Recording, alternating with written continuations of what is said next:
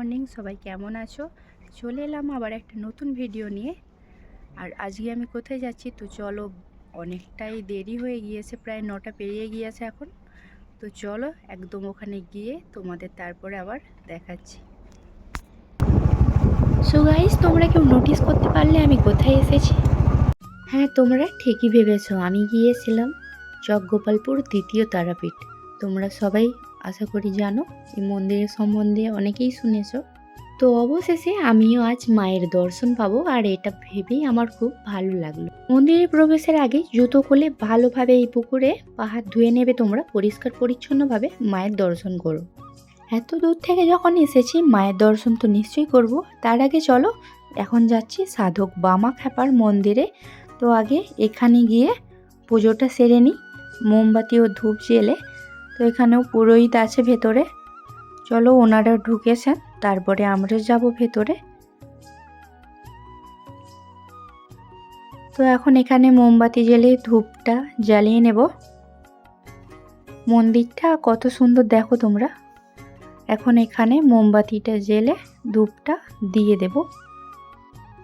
আমরা সবাই জানি সাধক বামা খ্যাপা মায়ের কত বড় ভক্ত ছিলেন। তো এটা মন্দির থেকে একটুখানি দূরে মাটির রাস্তা ধরে যেতে হয়। দেখো ওই দূরে দেখা যাচ্ছে আমাদের তারাপীঠ মন্দিরটা। তো চলো, এটা মন্দিরের সাইড বাম দিকটা, আর বাম দিকের রাস্তা ধরে ওই মন্দিরটা যেতে হয়। তো এরপরে এখানে ডালা নিয়ে নেব পুজোর। আর এখানে কেউ যদি অন্নভোগ খেতে চাও এখান থেকে কুপন সংগ্রহ করে নেবে। মন্দিরের ঠিক সামনেই এই দোকান। তো এখন আমি পুজোর জন্য ডালা নিয়ে নিলাম দুটো। আর মন্দির কোন কোন টাইমে খোলা থাকে অবশ্যই তোমাদের জানিয়ে দেব। তার আগে চলো এখন পুজো দেওয়া যাক ভালোভাবে। তো এখানে 51টা সিঁড়ি ওঠে তারপরে মন্দির। আর এখানে সবথেকে একটা ভালো ব্যাপার হলো মায়ের একদম গর্ভগৃহে আমরা প্রবেশ করতে পারবো। বীরভূমের তারাপীঠ মন্দিরের আদলেই তৈরি জগগোপালপুরের এই দ্বিতীয় তারাপীঠ, সেই কারণে এটাকে দ্বিতীয় তারাপীঠ বলা হয়। তো এখানে সব কিছুই সেই তারাপীঠেরই মতন। চলো মায়ের দর্শন করে নিই আগে প্রথমে। তো চলো এখন মন্দিরের ওপর থেকে চারিদিকটা ঘুরে দেখা যাক। তো তোমাদের বলেছিলাম কোন কোন টাইমে মন্দির খোলা থাকে জানাবো।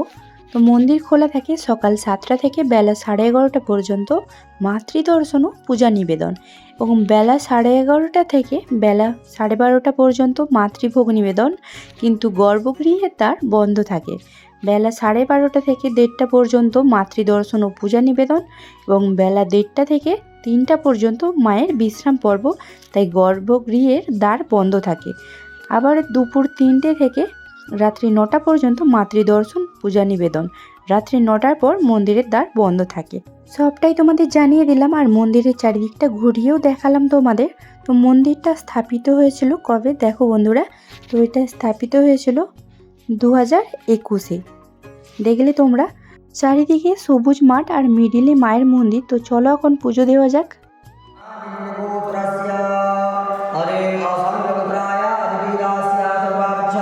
মায়ের রূপে নেই তুলনা, এত রাস্তা আসা আমার এতক্ষণ পর সার্থক হলো মায়ের দর্শন করে।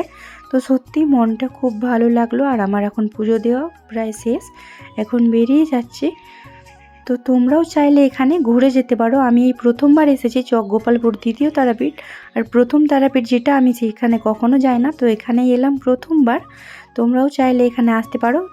তো আবার 51টা সিঁড়ি নেমে এলাম মায়ের মন্দির থেকে, আর এখন শেষ সিঁড়িটা পেরোলাম।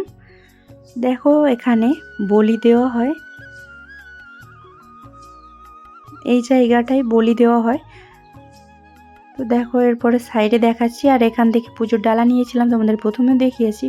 আর এই গাছটা দেখো, এখানে সবাই যে যার মনের মনস্কামনা পূরণ করার জন্য আসে, তাই জন্য আমিও এখানে নিজের মনস্কামনা জানিয়ে ধূপটা জ্বেলে দিলাম।